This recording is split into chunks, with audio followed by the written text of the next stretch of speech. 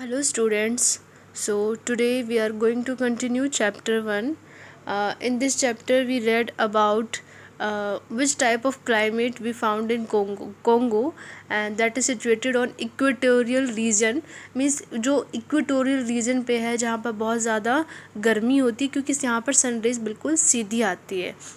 तो इस वजह से यहाँ का जो क्लाइमेट है वो पूरा साल गर्म रहता है और सन रेज ज़्यादा आने की वजह से यहाँ पर एवाप्रेशन ज़्यादा होता है, पानी भाप बन के ज़्यादा उड़ता है आसमान में और उससे क्या होता है, प्रेसिपिटेशन होता है, वर्षण होता है, बारिश होती है। तो इस वजह से यहाँ पर जो पेड़ पौधे और वनस्पतियाँ हैं वो पूरा साल हरी भरी रहती है। तो अब इसके बारे में और हम अच्छे से जानते हैं कि इक्वेटोरियल रीजन में किस तरह का एनवायरनमेंट रहता है, कैसे वहाँ पर लोग रहते हैं, कैसा वहाँ पर वेजिटेशन होता है, वहाँ की वाइल्ड लाइफ कैसी है। ये सभी चीज़ें हम इस चैप्टर में जानने की कोशिश करेंगे। So climate, the country has an equatorial climate. इस कंट्री का जो क्लाइमेट है वो इक्वेटोरियल क्लाइमेट है। It is very hot and rainy throughout the year. ये पूरे साल हॉट और रेनी बना रहता है। Humidity is high which makes it uncomfortable at times. यहाँ की ह्यूमिडिटी बहुत हाई होती है जो इसको अनकम्फर्टेबल बनाते हैं। आपको पता है ना ह्यूमिडिटी क्या होती है? जब वाटर क्या होता है, एवापरेट होता है, तो वहाँ पर जो वाटर एयर में होता है उसको ही ह्यूमिडिटी बोला जाता है। ठीक है, वाटर जो कि एयर में है तो उससे क्या होता है, जैसे कुछ उमस जिसे हम बोल सकते हैं हिंदी में, ज़्यादा गर्मी सी और चिपचिपा जो मौसम होता है वो ह्यूमिडिटी वाला वेदर होता है। तो इस तरह का मौसम वहाँ पर बना रहता है थ्रू आउट द ईयर। तो वो कभी कभी बहुत ज़्यादा अनकम्फर्टेबल हो जाता है। Mornings are generally present. वहाँ पर मॉर्निंग अच्छी होती है। At noon the temperature is very high and the heat is unbearable. और दोपहर को सुबह तो मौसम अच्छा रहता है पर दोपहर को टेम्परेचर बहुत हाई हो जाता है एंड हीट इज़ अनबियरेबल। वो हीट इतनी ज़्यादा होती है कि वो अनबियरेबल होती है, मतलब उसको सहन कर पाना बहुत मुश्किल हो पाता है। Gradually clouds build up resulting in heavy rain in the afternoon. तो ज़्यादा गर्मी होने की वजह से एवाप्रेशन होता है और इसकी वजह से दोपहर को बारिश भी होती है। Evening and nights are cool and comfortable. और वहाँ पर इवनिंग और नाइट कैसे होती है? कूल होती है। तो वहाँ पर किस तरह का क्लाइमेट होता है? पूरा साल गर्म रहता है, ह्यूमिडिटी होती है, ठीक है, और बारिश होती है।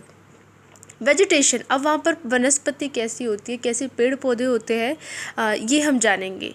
इन hot and humid region trees and other plants grow quickly. Hot और ह्यूमिड रीजन में जो ट्री और अदर प्लांट्स हैं वो बहुत जल्दी ग्रो करते हैं। ठीक है, जहाँ पर ह्यूमिडिटी ज़्यादा होगी वहाँ पर प्लांट्स और जो वहाँ पर अदर वेजिटेशंस है, जो भी अदर प्लांट्स है वो जल्दी होते हैं। The forest have a large variety of trees. और फॉरेस्ट में एक लार्ज वेराइटी में ट्रीज होते हैं, डिफरेंट डिफरेंट टाइप के ट्रीज होते हैं। Most of the trees are tall and form a dense canopy on at the top. तो मोस्ट ऑफ द ट्रीज, इसमें जो क्या है कि बहुत से ट्रीज इक्वेटोरियल रीजन में बहुत से ट्रीज टॉल होते हैं, लंबे होते हैं और वो क्या फॉर्म करते हैं? They form a dense canopy. Canopy means वो ट्री आपस में इतने ज़्यादा जुड़े होते हैं कि वो एक ऐसा लगता है जैसे पेड़ों की एक छत बन जाती है। तो यहाँ पर कैनोपाई का मतलब क्या है कि ट्री आपस में इस तरह से जुड़े होते हैं, इतने मतलब एज अ वो ट्री रूफ की तरह लगती है। तो इस तरह का वहाँ पर ट्रीज स्ट्रक्चर होता है। In even sunlight can not pass through it. मतलब वो इस तरह से पूरा एरिया को कवर करके रखता है कि उसमें सनलाइट भी पास होके नीचे नहीं जा पाती है। And those forest remain green through out the year. और यहाँ पर जो फॉरेस्ट है वो पूरा साल ग्रीन बने रहते हैं and are called evergreen forest. इसीलिए इनको एवरग्रीन फॉरेस्ट कहा जाता है, ऐसे फॉरेस्ट जो हमेशा हरे भरे बने रहते हैं। These forests are so dense that is difficulty to pass through them। ये बहुत ही ज़्यादा डेंस होते हैं। डेंस मीन्स बहुत ज़्यादा पास पास में होते हैं, तो इसीलिए इनके बीच में से होकर निकल पाना मुश्किल हो पाता है। अब हमने जाना कि यहाँ पर वेजिटेशन होता है। वेजिटेशन किस टाइप का होता है, बहुत ज़्यादा पास में होते हैं ट्रीज़, बहुत ज़्यादा ट्रीज़ होते हैं और वो कैसे होते हैं, एवरग्रीन होते हैं, हमेशा हरे भरे बने रहते हैं पूरा साल, क्योंकि यहाँ पर ह्यूमिडिटी रेन ज़्यादा होती है, हीट ज़्यादा होती है, तो इस वजह से वो पूरा साल हरे भरे बने रहते हैं।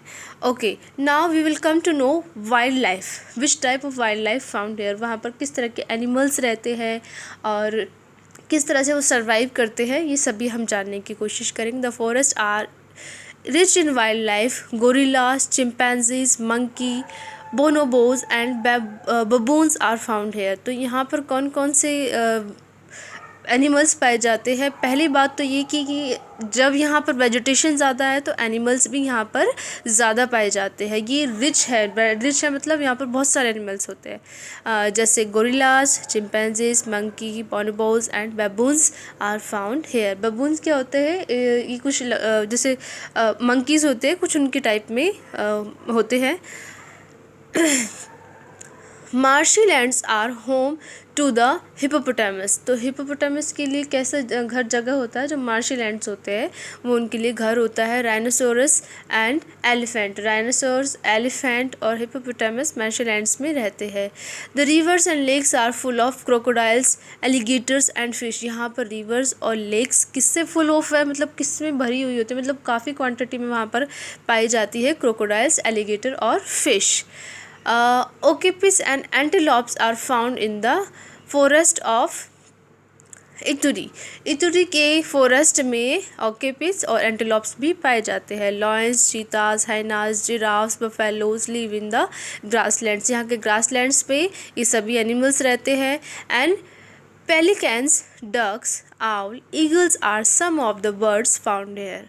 तो इसमें कुछ बर्ड्स के नाम भी दिए हुए हैं, ये बर्ड्स यहाँ पर पाए जाते हैं। तो इस तरह से हम देखते हैं कि ऑलमोस्ट सभी एनिमल्स यहाँ पर पाए जाते हैं। तो यहाँ पर काफ़ी we can say that these forest are rich in wild life, यहाँ पर बहुत अच्छी वाइल्ड लाइफ होती है।